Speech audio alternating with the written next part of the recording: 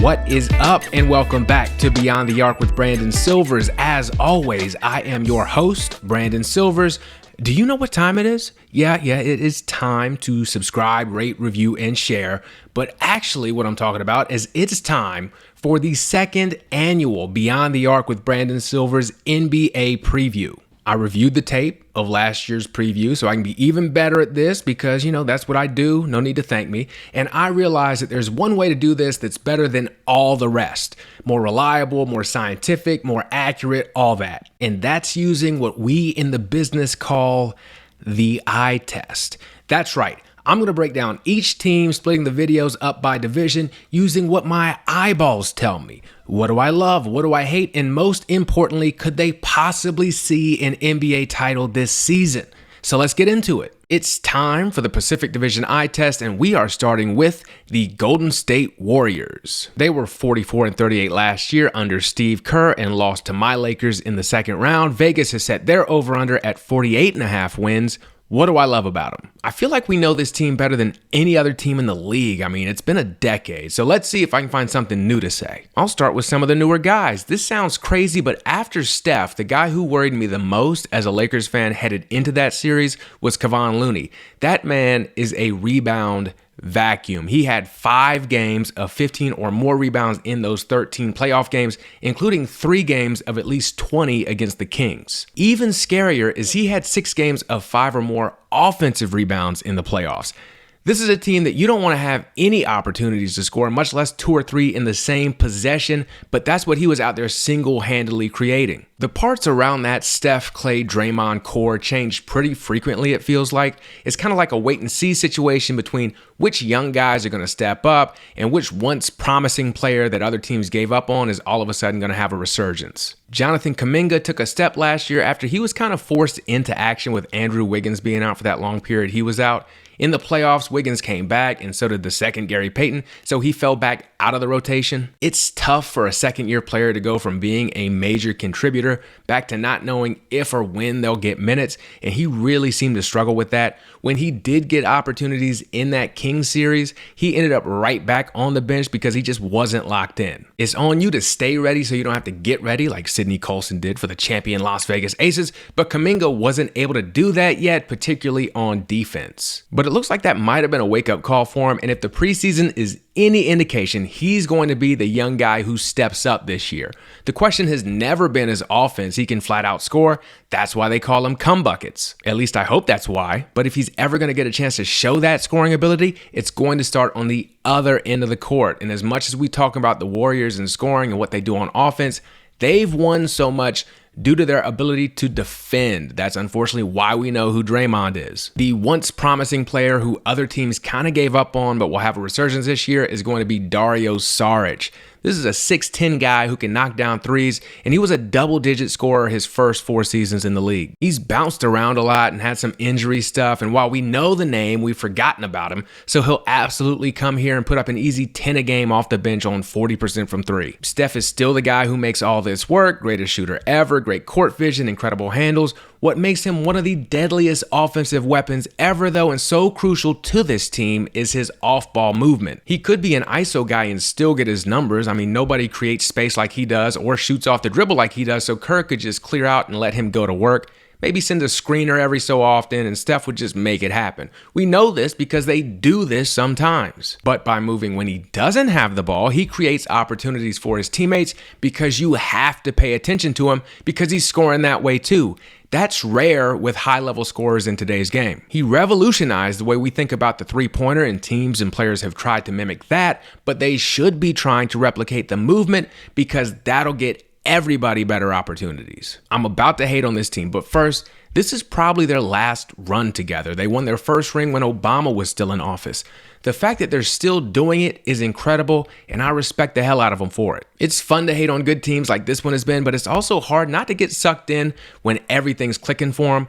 Eventually, a new dynasty is going to emerge, and we'll talk about them like we've talked about this team, but I do want to appreciate how great they've been. With that being said, it's time to move on to what I hate about them Respectfully, of course. Man, fuck these sorry motherfuckers. They went out and moved Jordan Poole and you thought they were going to get less annoying, but they traded him for Chris Paul, which, luckily for us haters, is a surefire way to guarantee that you will not win a ring. He's also a shell of the player that he used to be. I bet he only punches a dick and a half this year. You know he's washed because all the talk about him during the preseason has been about his leadership, which is code for this dude can't hoop, but he likes to stand around and tell us what to do. Why does a team that still has their main players from their 4 NBA titles need leadership from a man who has won as many rings as he's had teammates that liked him? Is he going to sit around and tell stories about trying to make DeAndre Ayton cry? I'm interested to see how long they're able to tolerate his bullshit.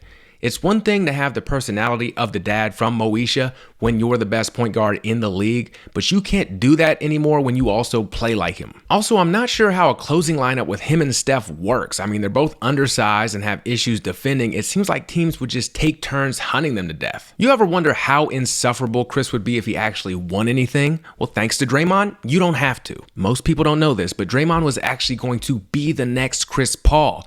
But he made a deal with the devil to trade his jump shot and the ability to breathe through his nose for height and NBA championships. He teams with Chris to immediately become the KC and JoJo of assaulting dicks. He also has the persecution complex of your least favorite Republican. He knocked out Jordan Poole and produced a whole documentary about how he was the victim. He also screams at refs the entire game, rarely gets teed up, but talks about how they're targeting him. The old media is out to get him to the point where he appoints himself leader of the new media, which is just him telling the same stories drowned in his own biases. This is the same old media, by the way, that's grooming him to be Barkley's replacement, even though he brings twice the loudness and none of the entertainment. If Steph Curry's ankles never got fixed, he would have been DeJuan Blair. He's no longer anywhere near good enough to put up with all the bullshit, but this organization has never been able to hold him accountable, so they just re-signed him. I'm looking forward to how he looks at the end of that contract. We're at the end of Klay Thompson's deal, and it looks like they might not bring him back next season.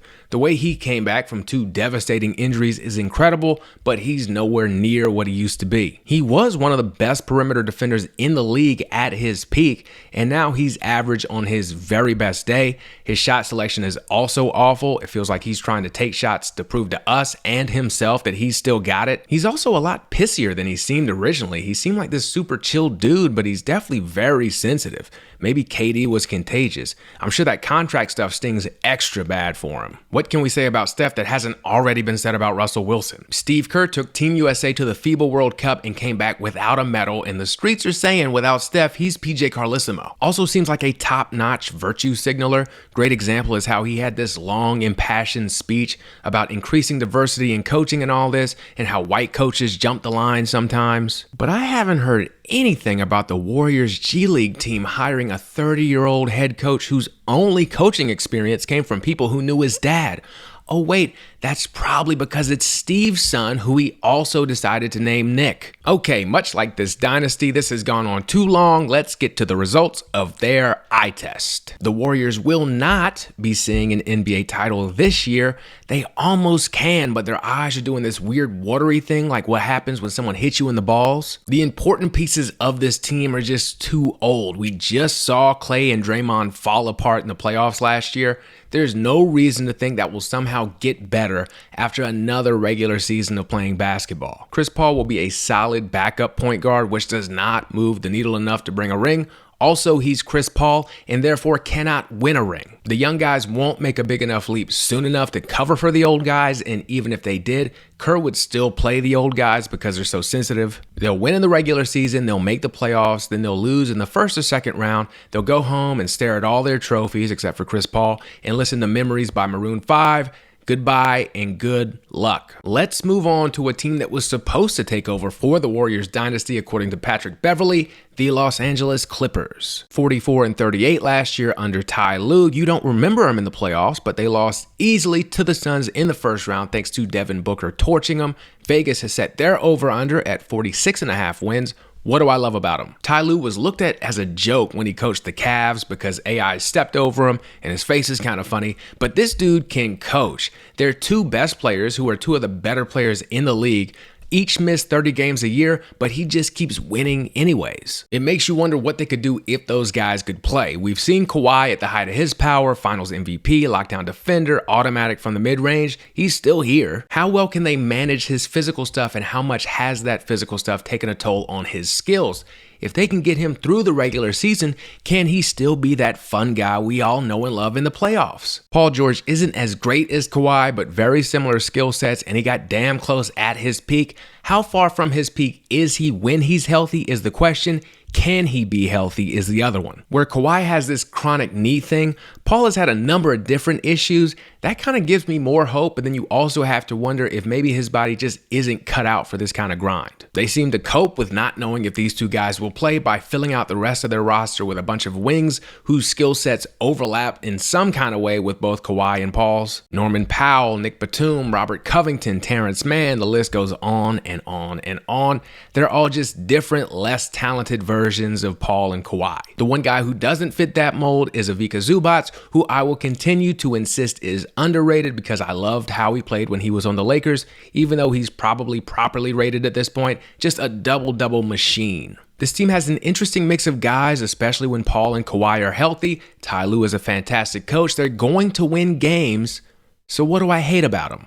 How am I not entitled to some form of compensation for having to watch almost 2 full seasons of Russell Westbrook play for the Lakers? He's here now, so have fun with that, Clippers fans. You knew at some point his greatest strength, that desire to believe in himself and prove doubters wrong, would eventually be his downfall.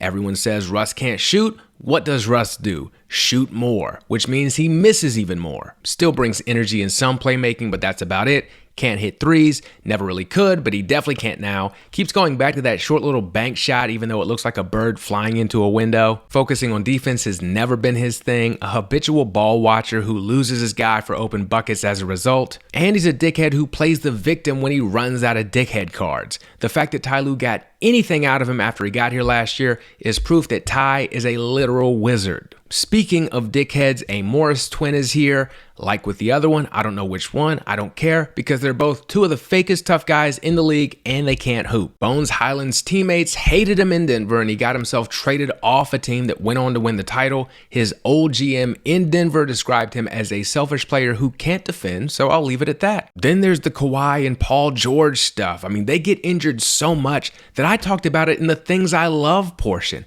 I can't even imagine a world in which they're healthy. We don't possess the technology yet. Paul hasn't played 60 games in a season since before COVID. He still is somehow more durable than Kawhi, who played in exactly 60 games the Toronto year, his only 60-game season since 2016-2017. You can't build your team around guys like that, and they have 2 of them. What they don't have is roster diversity. A million wings, no true point guard, and Miles Plumlee to pair with Zubac at center. Versatility can be good defensively, but that means y'all better defend at a high level all the time to make sure it makes up for how it limits you on offense. They were mostly middle of the pack last year in defensive metrics, then got burned in the playoffs by a team where this strategy of throwing a bunch of wings at a team should work. Will things be different this year? Let's look at the results of their eye test. Unfortunately, they cannot see an NBA title due to a series of unfortunate eye injuries affecting their vision. They essentially poked themselves in the eye trying to get sand out of it. A healthy Kawhi and Paul George combo at their peaks is a title contender. Unfortunately, that never happens, and I can't imagine that will ever change at this point. Ty Lue will again figure out how to win 40 games and make the playoffs, but they will once again fall apart when they get there. Moving on to the LA team that people actually care about, it's time to talk about my Los Angeles Lakers. A roller coaster of a year last year that saw them look awful, storm back to make the play-in, then make it all the way to the Western Conference Finals. They went 43-39 under Darvin Ham in the regular season, and Vegas has set their over-under at 47.5 wins. What do I love about them? Wait a second, did that really happen? Did they finally put together a roster that actually makes sense? Maybe. Jared Vanderbilt and Rui Hachimura will play their first full seasons here after coming over in trades last year. They were both impressive in their roles here last year. Vanderbilt doesn't do a whole lot that's going to show up on a stat sheet, but he brings a ton of energy. You could feel when he was in the game at times last year because he was just flying around the court. Rui doesn't bring that, not many players do, but he will defend and he'll shoot his turnaround jumper and he'll make enough of them. D'Angelo Russell also came over in a trade last year and he was re-signed in the offseason. He's still as frustrating to watch as he was the first time he was here, but he's saying all the right things and more importantly, seems like a nice trade chip to have if they need to make a move at the deadline. They also re-signed Austin Reeves. What a revelation he was last year. 18 points and 5 assists after the All-Star break when they were making that push for the play-in.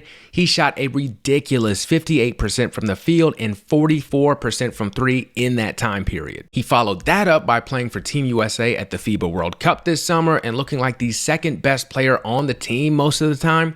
A great role player to have. Doesn't try to do too much. He knocks down shots when he gets them, but he doesn't need the ball a ton. He can make plays and he gives effort on defense. This feels like a guy they would have let get away not too long ago, but they kept him and I can't believe it. They also brought in Taurean Prince, who can play the 4 and shoot the 3, and Gabe Vincent, who was a big contributor to the Heat's final run last year.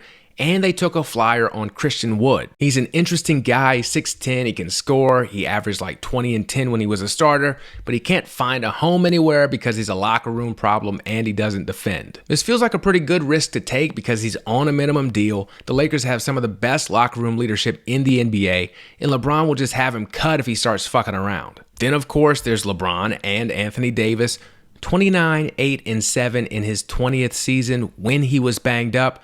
What else is there to say? He's LeBron James and will remain LeBron James until further notice. AD looked like Bill Russell in the playoffs. He straight up won games for them on nights he looked awful on offense. He averaged 14 rebounds and 3 blocks, and that doesn't even tell the full story. So wait, this team has LeBron James still playing at a LeBron James level, Anthony Davis, who can win you playoff games with his defense alone, role players who you can trust, and they're my favorite team.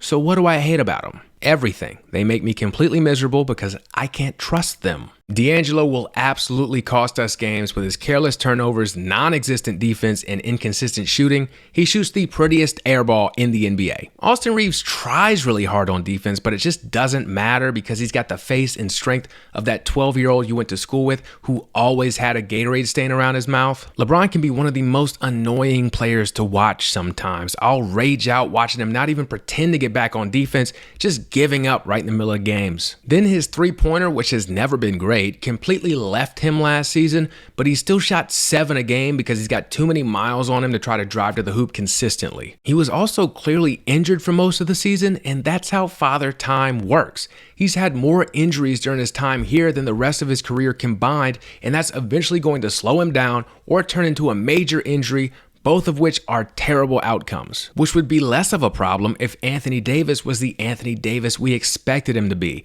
He was supposed to be the guy who let LeBron slide into that number 2 role where he could just pick his spots. During the championship run, it looked like that was going according to plan. Instead, he's become the guy that I yell at the most when I watch him play. If he happens to play, that is. Last year's 56 games were the most he's played since winning the title. He's so infuriating to watch because you have seen what he can be. You rarely get that. Even when he was being a monster defensively in the playoffs, he was having some of the worst offensive games I've ever seen. He played like he was being guarded by himself. He's all too pleased to settle for mid-range jumper after mid-range jumper, even though the only time he hit them consistently was during the bubble playoffs. He insists on putting up an occasional 3 as well, even though he hits like a quarter of them. Establish position deep in the post and go to work?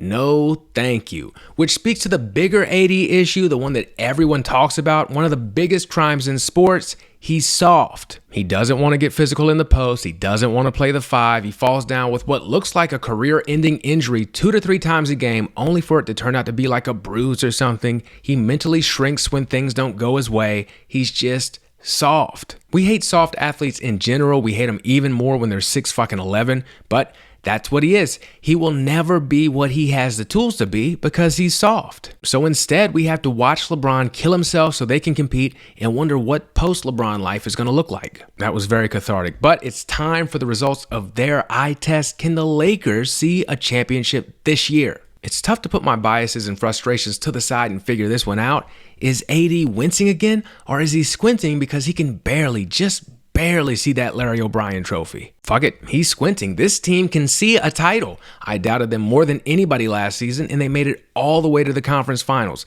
Even though they got swept, they were in every game, and the roster is better this year. I think they managed LeBron and AD during the regular season to make sure they're healthy for the playoffs. I think the guys who they have can help them deal with that, and they can make the actual playoffs and not the play-in. And I think they trade D'Lo for more help at the deadline. And I think when they get to the playoffs, they can still flip the switch with the best of them. This team, despite all of their roster problems, the Westbrook stuff, the injuries, were much better than their record last year. They had an awful 2-10 start, but went 41-29 the rest of the way, including a couple of games where they got screwed by officiating and late game decision making. With a better roster, a little more luck, and better late game execution, this is a 48 or 50 win team. That sets them up for a more favorable playoff matchup that will let them stay fresher deeper into the postseason. If they can get to the finals, they have LeBron and the other team doesn't. I look forward to being completely wrong about all this and having a season full of misery and pain. All right, let's talk about the Phoenix Suns. New owner, and he's swinging for the fences right out the gate. They were 45-37 last year and went out sad to the Nuggets in the second round. Vegas has set the over-under at 51.5 wins under new coach Frank Vogel. What do I love about them? They're going to average 4 million points a game. They brought in Bradley Beal to pair with Devin Booker and a full season of KD, and there's no better trio of scorers in the league. All three of them can score at every level. Where do you force them to take shots from? Who do you want to focus on shutting down? Can you shut down any of them? I don't know how you game plan defensively for this team. Booker was historically good in last year's playoffs with 6 games of 35 plus points. He had them tied at 2 games apiece with Denver before he kind of ran out of gas. Even at 35 and post Achilles tear, KD is still one of the most unstoppable scorers in the NBA. He missed time with a sprained ankle shortly after getting here, so he didn't look quite as sharp as he normally does, and he didn't get a ton of reps to build chemistry, but I expect him to look much better this season. Bradley Beal is the new guy. He hasn't looked quite the same after back-to-back seasons of averaging 30 a game, but he's going to be the third option here, and it's not easy to go from being number one to that, but alongside KD and Booker, he should get the easiest scoring opportunities he's ever had in his life. All three of them also have playmaking ability to go along with their scoring talent. Booker can actually play point guard, although I like him better off the ball. And just in case you were worried they wouldn't score enough, Yuta Watanabe is here with his 44% three-point shooting along with Eric Gordon.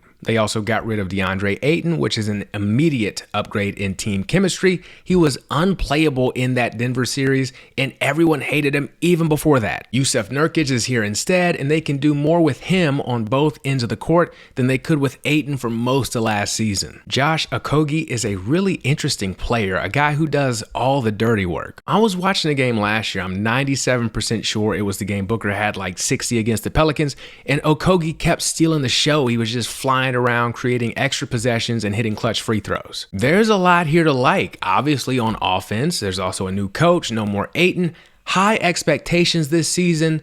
So what do I hate? Their big three are as unlikable as they are explosive on offense. Booker and his beady little eyes is one of the whiniest shit talkers in the league. I don't mind trash talk. I actually love it and encourage it. But Devins always has a way of backfiring in the most hilarious ways ever, to the point where I don't know why he doesn't just shut up. I'm glad he doesn't, though, because I enjoy laughing at him. KD is someone who badly wants to be liked, and he tries to cover that up by acting like he doesn't care about being liked. His feelings have been hurt ever since he got clowned for signing with Golden State, to the point where he felt the need to leave to prove he could win with a different super team. Of course, that was a complete failure because he teamed up with Kyrie and eventually added James Harden, then Ben Simmons to the mix, who are 3 of the most unreliable guys to ever play the game. Even funnier is that Golden State ended up winning another ring after he left. He's here in Phoenix to try to do it again and pretend that Charles Barkley didn't hurt his feelings with the bus driver thing. Bradley Beal is the least known member of this hateable trio, but hateable nonetheless, an anti-vaxxer who ended up missing the 2021 Olympics and a gold medal because he got COVID. His wife also insinuated that the COVID vaccine killed Hank Aaron, which seems like a completely reasonable theory. I mean, what else could have possibly killed an 86-year-old man? What's great is that Bradley also caught COVID like 15 times. That man stayed in the health and safety protocols back when that was a thing. How many times can you catch COVID before you are COVID? Maybe that's why he's anti-vax. As great as this team could be, there's also a solid chance it could flame out too. I mean, first of all, KD is involved outside of Golden State. Check his resume. Also, having 3 guys who can score at every level could offer different ways to attack, or just result in a lot of redundancy. We don't really know if Bradley Beal can produce on an actual good team, and plenty of guys have folded when they went from playing for nothing to competing for a title. Same goes for guys who have gone from being the number 1 option to the number 3. Can they stay healthy? Booker had injury problems last year. KD has had injury problems even back with the Thunder. Beal also hasn't been healthy the brief moments he's been COVID-free. If one goes down, they're cooked. If Nurkic goes down, they might be cooked too, and he's even more injury prone than the other guys. They traded away most of their depth for KD and Beal, so they're just kind of hoping those 3 can carry the load and some other unproven pieces can prove themselves. What could go wrong? And their new owner has already pissed people off during a run-in with Jokic when he flopped. An owner who flops. Jesus. He also got the WNBA's Phoenix Mercury in his purchase. He hired all white guys to run that franchise, including a coach who has never coached women before. Way to read the room. A lot could go right and a lot could go wrong with this team, but what does their eye test say? Can they see an NBA title this year? Yes, even with Booker's beady little eyes. I mean, they had a lot of the same flaws last year and ended up tied with Denver in that series. If Durant's a little less rusty, maybe things go differently. Having Beal here to help carry the load in the regular season increases the chances of that happening. I have to see this experiment to believe it'll work, but I also have to see that it won't work to believe that too. I worry about their ability to defend, but I worry even more about the other team's ability to score enough for that to matter. We should all hate this team, and I hope they lose, but they'll probably make a deep playoff run before we get our wish. Let's finish up with the Sacramento Kings. Wow, what a season that was. An 18-game improvement in Mike Brown's first season as coach to go 48-34. Lost in 7 games to the Warriors in the first round, who have been there many times before. Vegas has set their over-under at 44.5 wins. What do I love about them? 25 points, 4 rebounds, and 6 assists per game in De'Aaron Fox's first All-Star season, his first playoff appearance as well, and he took it up another notch. That was with him breaking his game in the fourth quarter of a 1-point loss in Game 4. Imagine if that doesn't happen. One of the quickest players in the league, he looked off when they had Tyrese Halliburton here to the point where I thought they traded the wrong one, but that move looks like it worked out for both teams. Domantas Sabonis was also an All-Star last year. Remember when he was on the Thunder as a rookie? Anyways, the rare triple-double threat as a post guy, 19 points, led the league with 12.3 boards, and was 11th with 7.3 assists per game. It looks like we all figured out the best role for Malik Monk when he was on the Lakers, and it's simply bring this guy off the bench and turn him loose on offense. Close your eyes on defense, but I think he's a 6th man of the year contender this season. Averaged 19 a game in the Warriors series, and at times looked like the only guy who could consistently create his own offense. They also have 2 of the best 3-point shooters in the league in Keegan Murray and Kevin Huerter. Murray is in his 2nd season, so he automatically gets put on everyone's will this guy make a leap list. The Kings led the league in points last year, and you see why. There's a little bit of defense though, mostly in the form of backup point guard Davion Mitchell, whose nickname is Off Night because that's what you're going to have when he guards you, straight and to the point. A lot of firepower here, and they got some much needed playoff experience in a tough 7-game series against the dynasty of this generation. All great things. So what do I hate about him? Sabonis was exposed in that Warriors series. Looney bullied him for 1,000,000 rebounds, and even worse, we saw how hesitant he was to shoot from anywhere outside the paint. He still made a great percentage of them, but he was way too picky and passed up too many shots he can make. He's too good of a shooter, and there aren't enough scoring opportunities in the playoffs for him to turn into Ben Simmons. They have no depth behind him at center, which is a problem because he gets into foul trouble a lot.